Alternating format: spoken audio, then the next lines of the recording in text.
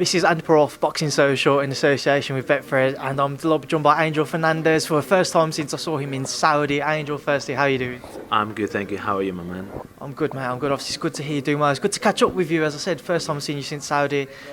Talk to me about life. How's everything been going since the beginning of the year and since you come back from Saudi? It's been great, It was kind of like after Saudi, I just got back. I went to Kazakhstan with Sultan Salbek.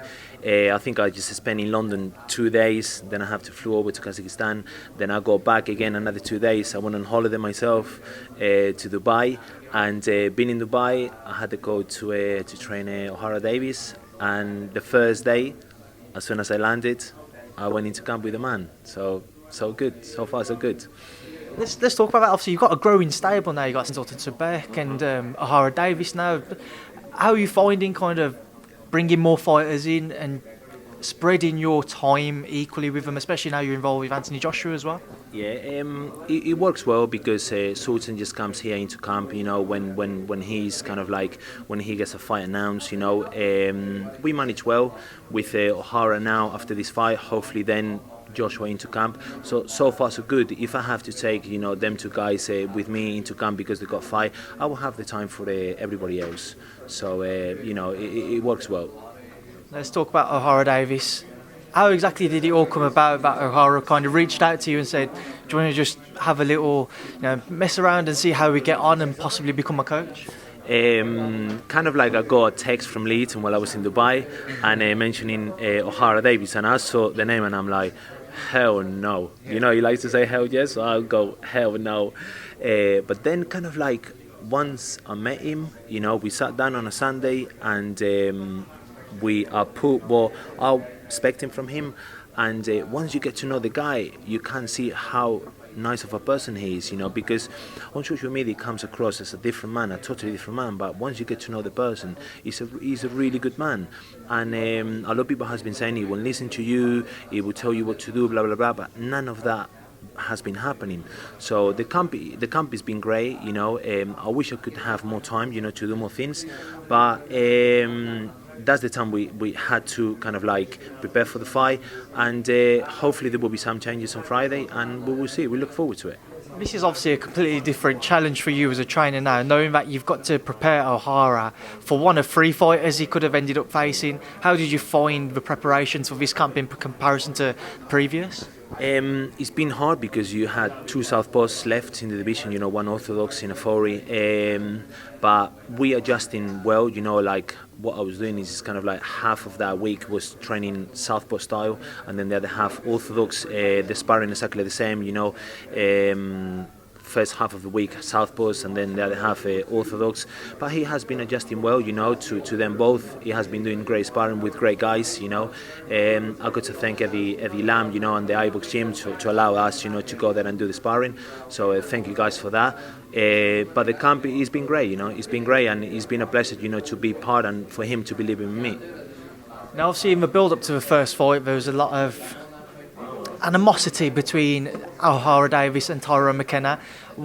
What was your conversations like in camp? Did Ohara say if you pick up the golden ball he'd choose for it, or did he say he wanted McKenna throughout camp? It's not kind of like he did, he said to me, I'm actually gonna try and pick a Ofori because he thinks that a bigger and better fight will be if both of them come through these semi-finals, and meet in the final, because that's what the public wants to see, that's what the fans want to see, and I think it will be a great fight, for them two in the final. Obviously, just want to move away from this and talk about other things. Obviously, we mentioned you are working with Anthony Joshua now. How's AJ looking now? He seems to be ticking over, waiting for official confirmation of what we assume will be Kubrat Pulev. Oh, he's looking good, he's on holiday at the moment, he's just taking over. As I said, the man is always training, he's always looking after himself. He's still got a lot of years, ahead of him. But yeah, we're just waiting for the confirmation, and once the confirmation's, is up there to the public, I'm sure probably I will have to go up to Sheffield. So far so good. Obviously a successful night in Saudi Arabia, but on reflection, what was you pleased with and what was you not pleased with what AJ produced?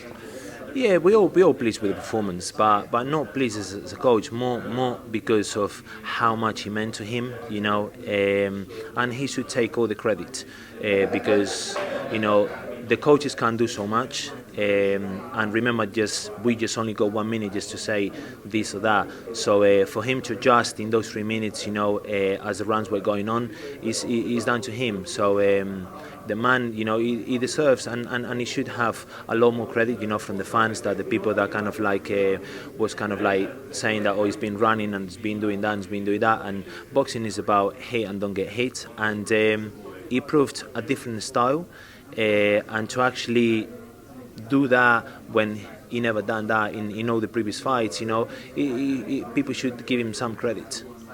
Obviously, we've mentioned we're waiting news of a Kubrat Pulev fight to be announced. What are your thoughts on that fight, though?